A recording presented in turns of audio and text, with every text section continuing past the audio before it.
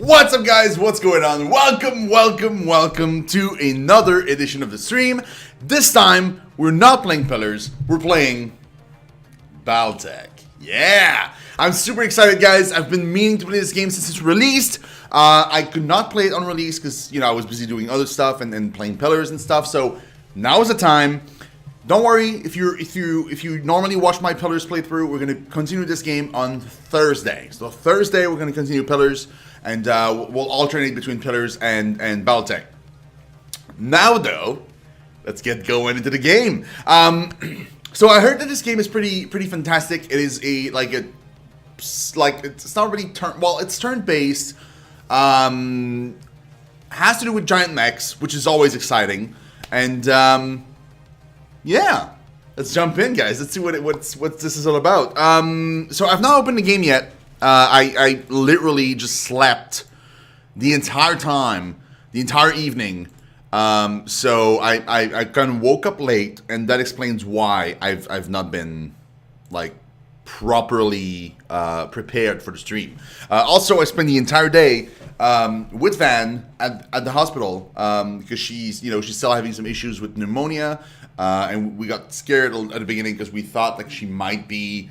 It might be super intense because she actually the issues she was getting were rough. She was having a hard time just breathing. She almost passed out in the bus. So I literally left work. I got into work this morning at 7:30, worked until about 8:30, and then I had to go. Then I just left. So yeah. And now I'm gonna shut up. Oh, this is good.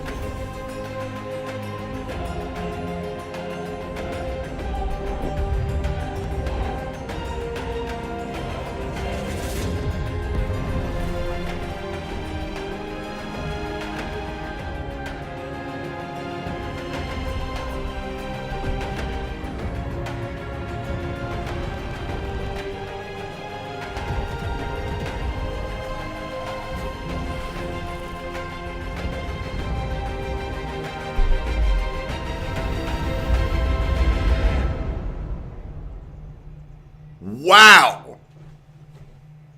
Shivers, guys. Freaking shivers. Oh shit, this is gonna be good.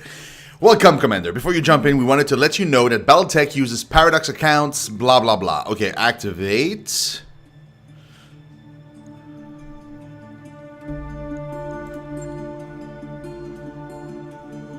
I think I already have an account. Hold on, guys. Let's figure this one out. I think I already have an account. Pretty darn sure.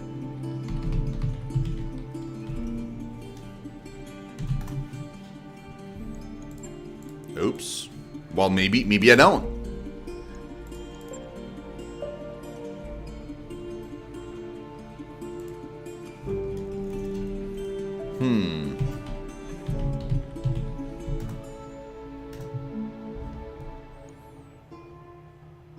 Do I even have one? Maybe I don't.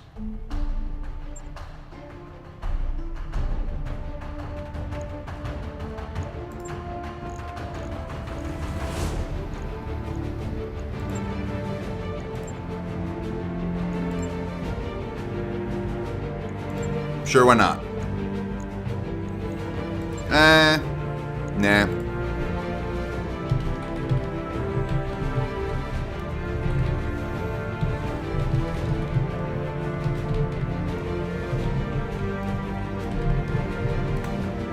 Oops.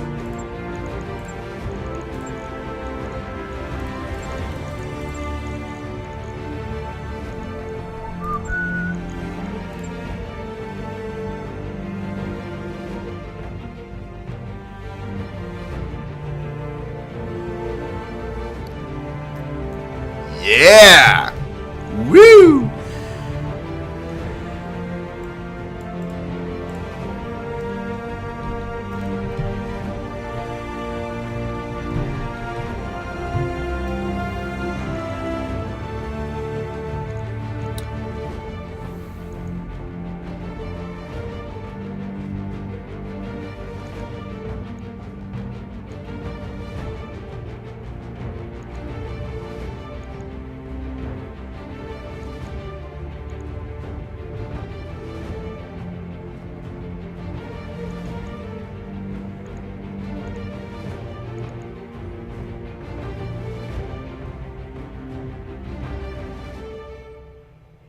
I like that one.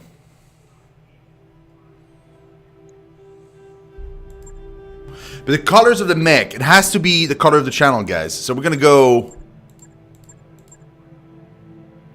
It's gotta be black.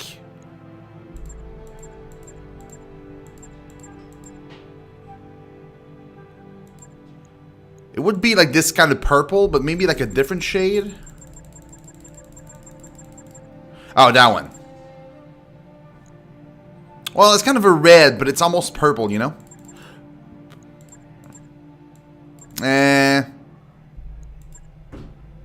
I like these a lot, though.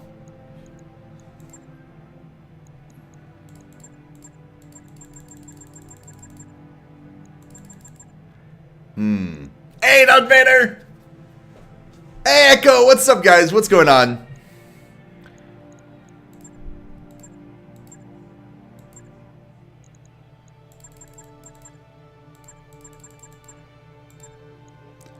Well, the accents don't do much, do they? Maybe I should go for, like...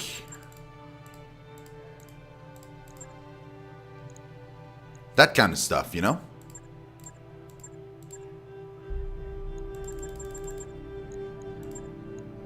So, like, black...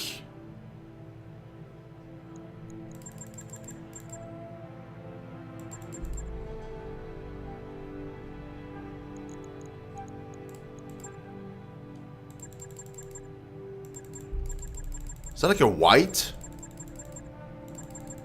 There's not a white. The closest to... Oh, there is. Yeah, there we go.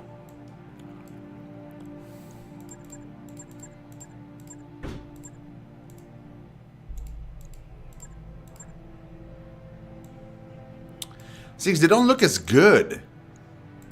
You kind of need the accent. Otherwise, it just... Well, not the accent, but like one of these, like, shiny colors. Otherwise, it looks like poo. Ah, man, I'm not sold on this.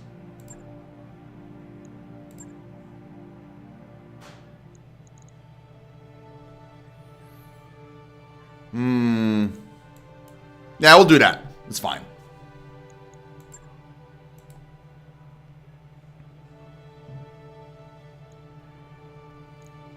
Yeah. Okay, let's go to the settings. Audio. Blop. Just so it's better. Maybe a little bit higher than that. Here, maybe? No, here.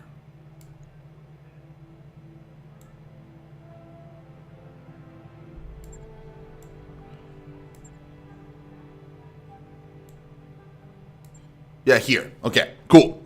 Subtitles, yes. MechWarrior chatter, yes. Gameplay.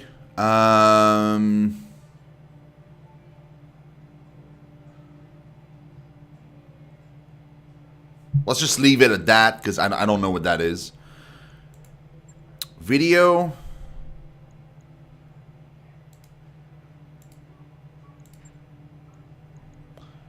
Everything is high. Perfect.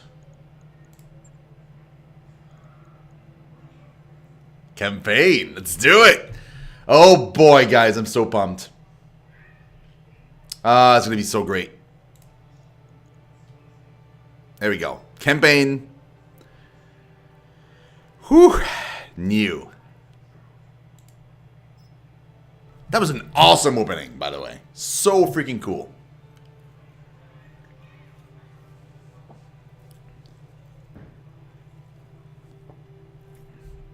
So there are no biological, nuclear, or weapons, and no orbital bombardment.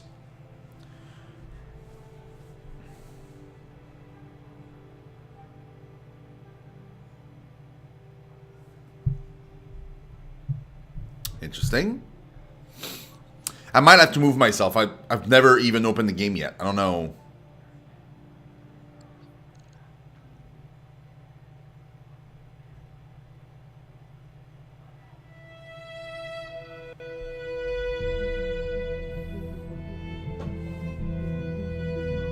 I am Kamea of House Arano, High Lady of the Oregon Reach, Protector of Coromadir, and the Sword of Restoration. But I am not a hero, no matter what the stories say. A hero would have sacrificed more, compromised less. A hero would have done better. You know this, of course. You were there. My father used to tell me stories about the ancient times. About the Star League, a golden age of prosperity, upheld by the great mech warriors of old, guardians of the innocent, protectors of the peace. I always dreamed of following in their footsteps. I was too young to see the truth of things. After all, it wasn't heroism or a noble cause that won me the throne. It was hiring a mercenary, skilled enough, perhaps ruthless enough, to carry the day. Hiring you. Oh, I shit. still don't know if you fought for honor or for the thrill of it, for belief in my cause, or just in my money. But whether it was your noble heart or mercenary mind, your actions gave us hope. That makes you a hero in the eyes of history. Whether you believe it, that's up to you. Shivers again! Oh my god, this looks good.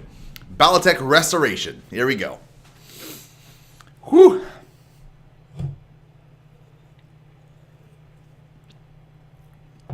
Welcome to the Oregon Reach. The Oregon Reach is a small kingdom in the Rimward Periphery, a region of space that lies at the outskirts of the more densely colonized Inner Sphere. It is home to the Oregon Coalition, a federation organized around a parliamentary monarchy and ruled by the Arano family. For 3 generations under the rule of House Arano, the Oregon Coalition has remained a relatively peaceful corner of the periphery. It is here your story begins. Okay. Decades ago, your family came to the Reach from...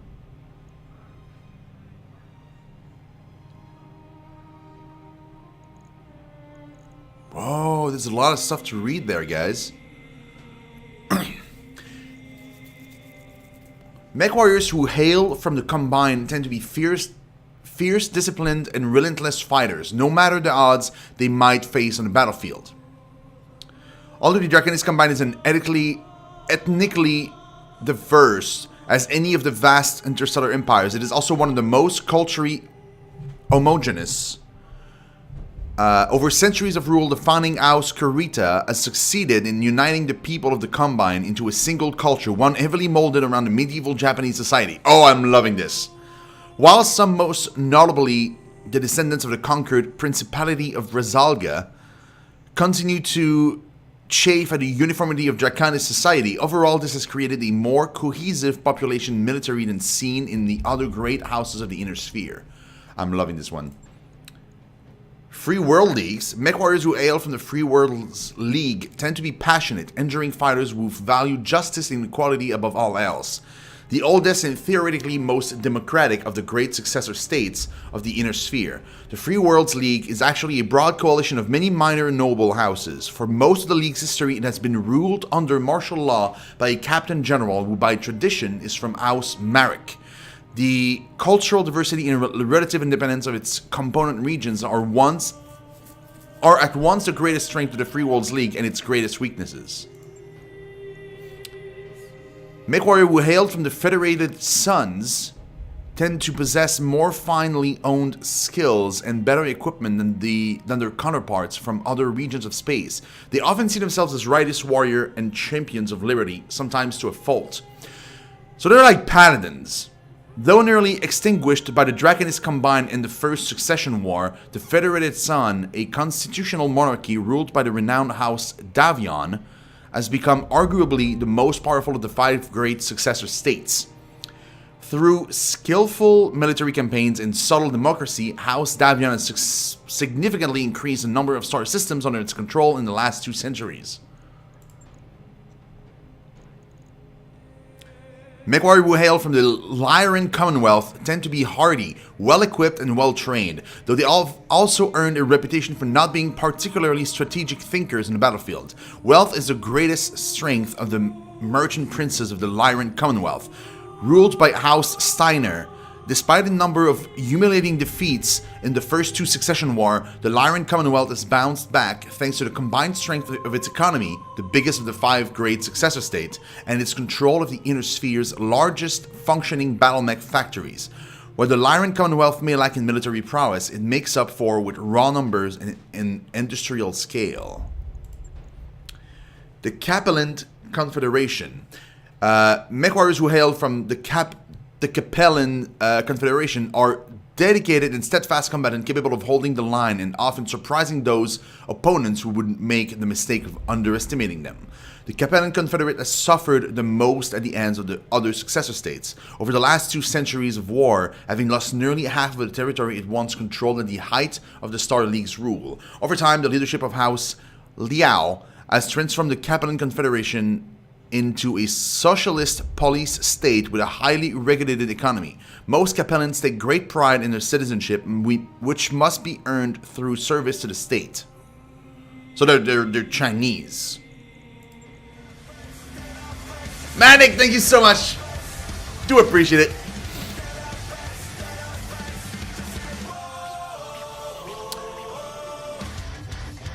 Mech warrior who hail from the Magistracy of Canopus can run the gamut of skill and fighting styles, but they often favor clever and unorthodox tactics in the field.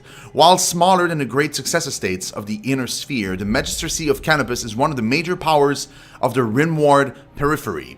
The Magistracy is a matriarchal society led by a Magistrix.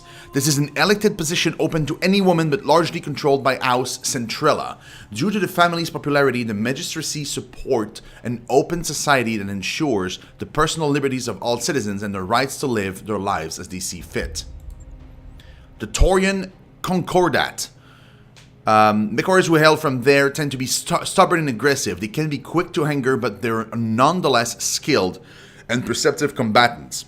Founded as a constitutional monarchy under the leadership of House Calderon, the Taurian Concordat is the strongest military power in the Rimward periphery. It is also one of the oldest surviving realms of human civilization. Having been formed long before the creation of the Star League, Taurian citizens enjoy extensive freedoms guaranteed by the Concordat Charter and take pride in defending those freedoms through compulsory service. The Taurian Concordat has long had an antagonistic relationship with the Inner Sphere, particularly with the Federated Sun. Okay, so they're enemies. And the Federated Suns are enemies with the Draconists combined as well. Interesting. The Rimward Periphery. There is no easy way to characterize mech warriors hailing from the Rimward Periphery. They can be anything from petty thugs to ruthless tacticians to skilled and honorable warriors. The nations and minor nobles house of the Rimward Periphery have long played a role in shaping humanity. The Star League's downfall began in the Periphery, eventually leading to the current tattered state of these disparate star systems on the edge of known space.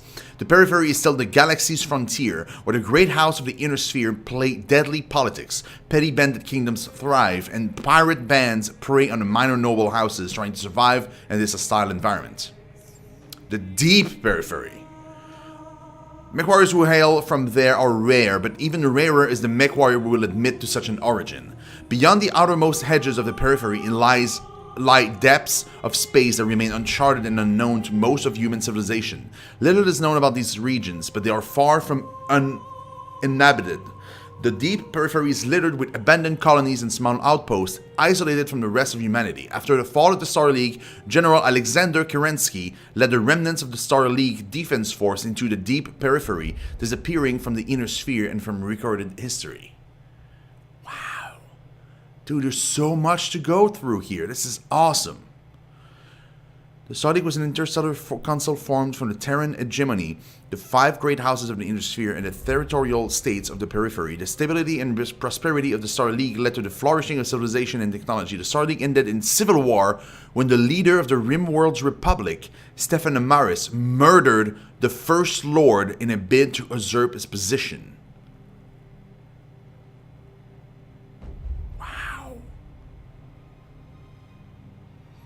The SLDF was the largest military force in human history, with over 100 million soldiers serving in 486 divisions at its peak. Suffered horrific losses opposing Stefan Amaris in the Amaris Civil War. Dude. It's amazing. There's so much lore. I'm loving this.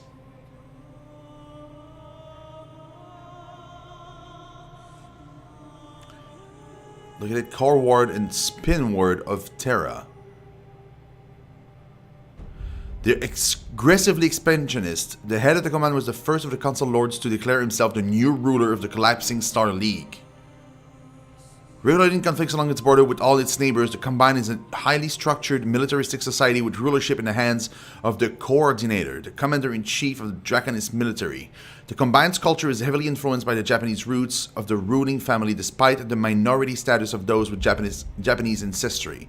As this cultural heritage is imposed from above by the predominantly Japanese ruling class, the current leader of the Combine is Coordinator Takashi Kurita? Oh, that's awesome. We're going in there. Yep. We're part of the Combine. The Dragonist Combine. Though immigrants to the Oregon Reach, your family soon established a comfortable presence in a small backwater system on the edge of Oregon space. By the time you were born, your family had become the de facto ruling nobility of the system's only inhabited planet. You were the oldest child, heir to the family's title and ancestral battle mech, an old Blackjack BJ-1. This is where you met Raju Mastiff Montgomery, a veteran of the Succession Wars, whom your parents hired on from a season to train you as a mech warrior. Raju was a strict but capable leader, and you quickly became a skilled pilot under his tutelage. It was an uneventful life.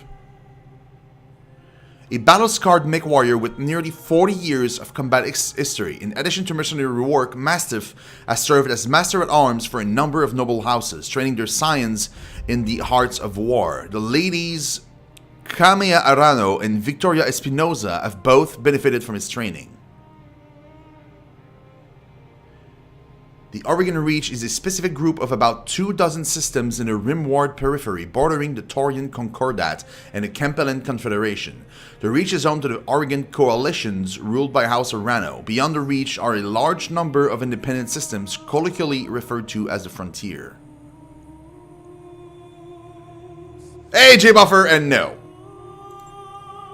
that was fast. Until the day after your 16th birthday, when you were exiled, you struck out on your own, your family went bankrupt, your family died in an accident, and your family was betrayed.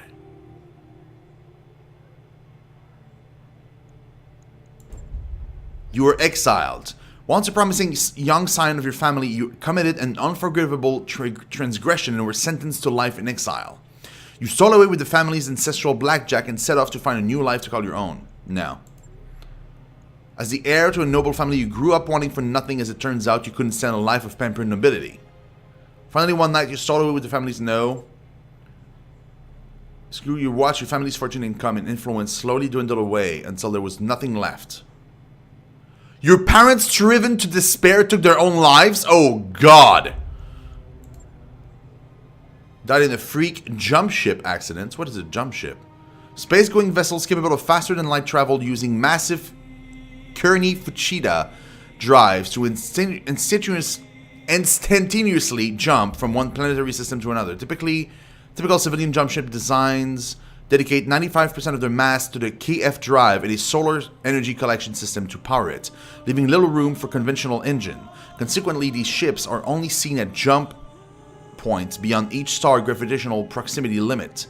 Commercial interstellar travel involves riding a dropship from the planet to the jump point, docking a dropship to a jump ship for transit to a new system, and then riding a dropship back down to the destination planet. Wow, okay. I like that one. Your family was betrayed. Your family was betrayed and its seat of power destroyed. You defeated the betrayers, but you were the sole surviving member of your house. With nothing but your family's ancestral blackjack left to call your own, you set off to make a new life for yourself. What is gunnery? Chance to hit with ranged weaponry. Guts. Improves the maximum health of mech warriors. Piloting. Melee hit chance and base sprint distance. Effectiveness of called shot opportunities.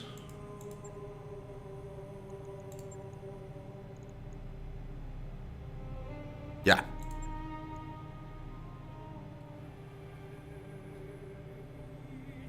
Yeah, let's go with that. Out on your own, you fell into the life of a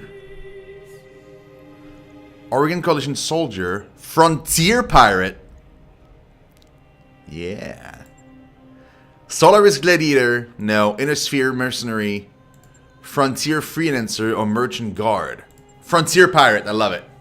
Tired of living under the authority of others, you fell in with a local pirate gang in a rimward periphery. That's my actual logo too. It was an unruly crew, but an effective one. Roaming the periphery afforded your outfit with a steady supply of poorly defended merchants' caravans and supply depot to prey upon. While raids did occasionally devolve into combat, you quickly learned that successful piracy is mostly about being in the right place at the right time, with the right threats and a good show of force. Yeah, let's do that. Until years later, you crossed paths with Raju Mastiff Montgomery once again. After years of roaming the frontier, your outfit's luck eventually ran out, leaving you in an Oregon Coalition prison. Hearing of your bad turn of fortune, Raju dragged you out of jail, giving you a second chance under his mentorship. After heavy rehabilitation, you proved your worth and were inducted into the House Arano Royal Guard. So it is that you find yourself reunited with your old mentor, preparing your ancestral blackjack for guard duty on the coronation day of Lady Kamea Arano.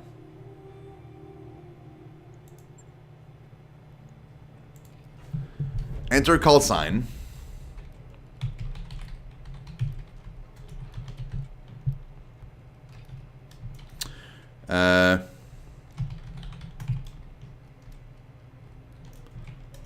Whoop.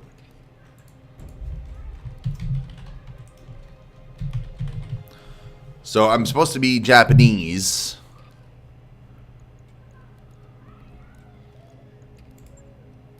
Oh, I can customize. Oh. Pronounce she. Ah, there we go.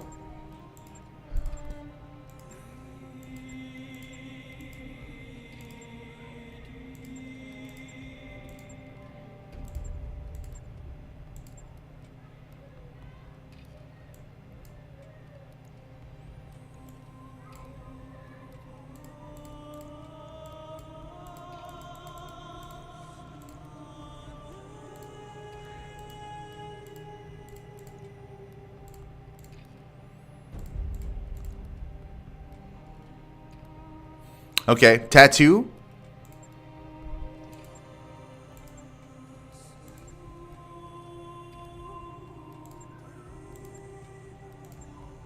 butterfly tattoo? No. No thanks.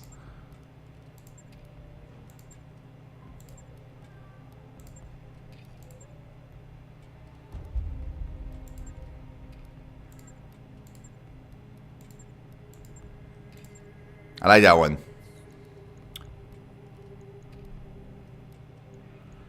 Clothing.